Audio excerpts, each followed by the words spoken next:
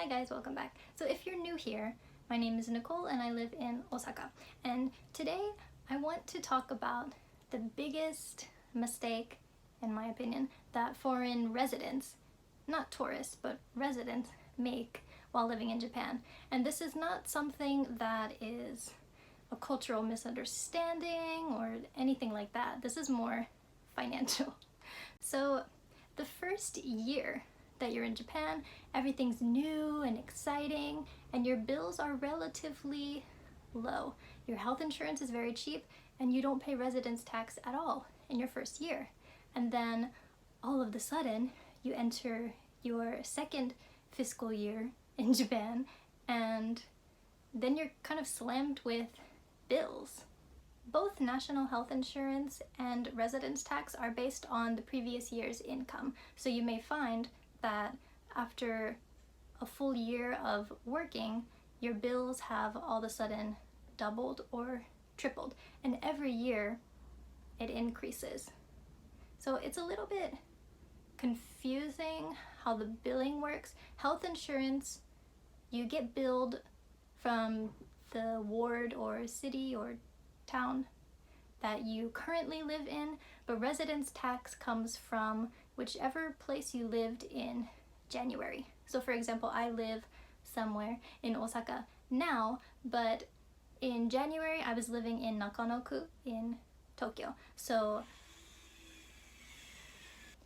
currently my health insurance is being billed from the place where I live in Osaka, and my residence tax has come from Nakanoku in Tokyo.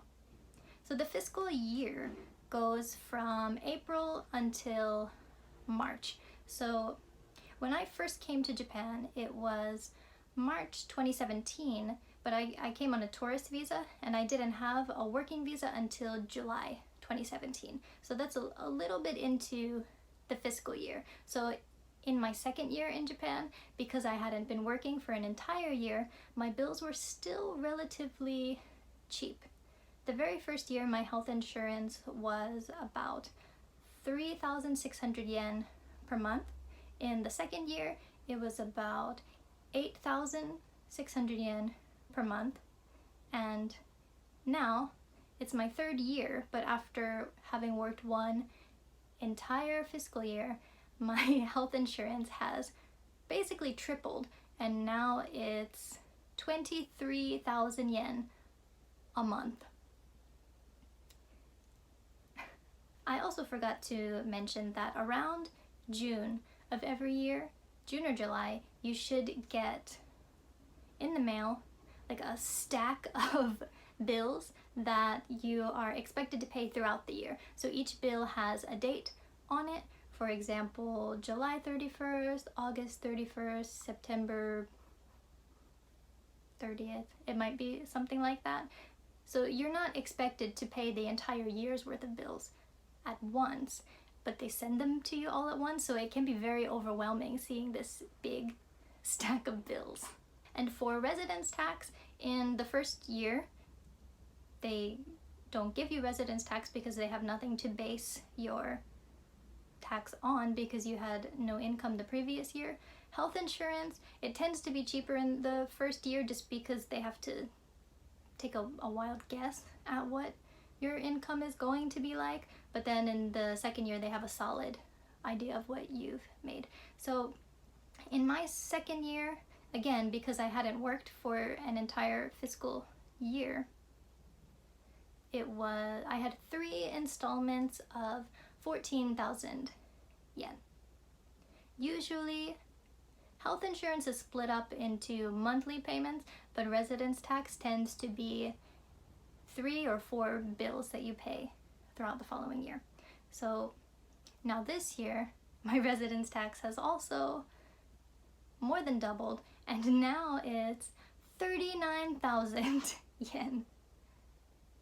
As you may be able to guess at this point, what I think is the biggest mistake that foreign residents make is not saving money from the previous year to pay these bills, because it ends up getting really expensive. So if you don't have any savings to take from it, you're going to be broke.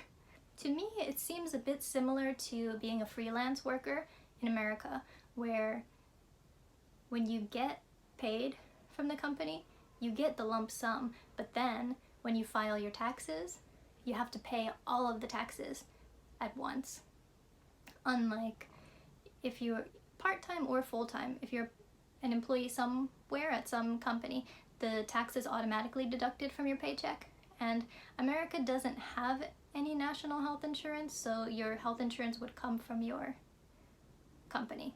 But it does seem, the tax seems similar to being a freelance worker in America. Some companies will offer you their company health insurance, which is Shakai Hoken, and the national health insurance is Kokumin Kenko Sho. No, 違う。Kokumin Kenko Hoken. Yeah, Hoken is health insurance. So yes, in the first or second year, it might seem like the company health insurance is more expensive. So for example, I was working at a place and they offered it to me, but monthly it would have been about 20 to 30,000 yen a month compared to the 8,600 I was paying for national health insurance. But now it's almost the same, and seeing that it increases every year, if I had the option of getting company health insurance now, it seems a bit cheaper in this situation. My boyfriend told me that national health insurance is a total ripoff, and most Japanese people prefer to work for a company where they can become a permanent employee or seishain, so that the company will pay a portion of your insurance and also your tax. And if you are a seishain, then the tax and insurance is automatically deducted from your pay, so you don't have to worry about remembering to pay it the following year. Also, a little anecdote about my boyfriend. He told me that there was a time when he had to get on the national health insurance for a month or two, and each monthly bill was 70,000 yen for him. So of course he thinks that national insurance is a ripoff. Now, what happens if you don't pay these bills or if you can't pay them? National health insurance is less strict than residence tax. Residence tax is the most strict billing system. If you miss a payment for that, about a month later you'll get a warning, and then after that you get a second warning that says something like they can seize some of your assets if you don't pay it. And then of course if you continue to not pay it after that, then people apparently will come and seize your assets, whether it be like jewelry or if you have a car. I read an article about this, but I don't actually know anyone personally that has tested this beyond the first warning. But if you find yourself unemployed or unable to pay it, then you have to go to the ward office that sent you the bills. So I live in Osaka now, but my residence tax came from Nakanoku in Tokyo. So if I couldn't pay the bills and I wanted to try to negotiate with them, you can't do anything by phone. You have to go back to that place no matter how far away you live now. You have to go back to that office in person. Because my residence tax is so expensive now, I set something up with the ward office that it doesn't lower the total payment. The total payment is still the same, but rather than paying it in 4 installments, I can pay it in 8 installments, which makes it a little easier, so I can pay it monthly, basically, rather than 4 huge payments. Another thing, if you don't pay your residence tax, is that it's going to be extremely difficult, if not impossible, to renew your visa. So if you want to stay in Japan long term, you need to pay it. And if you can't pay it, then you need to go to the ward office or city office. It depends where you live, because some places are called a city, like Osaka-shi is city, but Nakanoku is ward. The places in Tokyo are wards, so it could either be Kuyakusho, Shiyakusho, Choyakusho. I think there's even another one that's for even more like Inaka countryside places. but you need to go there and let them know if you can't pay, rather than getting all of these warnings, risking having your assets seized, and risking not being able to renew your visa. I probably should have mentioned this sooner, but if you are a student, the circumstances are completely different. Your bills are pretty cheap if you have a student visa, but if you have a working visa, then everything is based off of your income, because you're in Japan to work. If you're a student, you're in Japan to study. So the billing system is completely different. And I've never had a student visa, so I cannot answer any of those questions if you have any.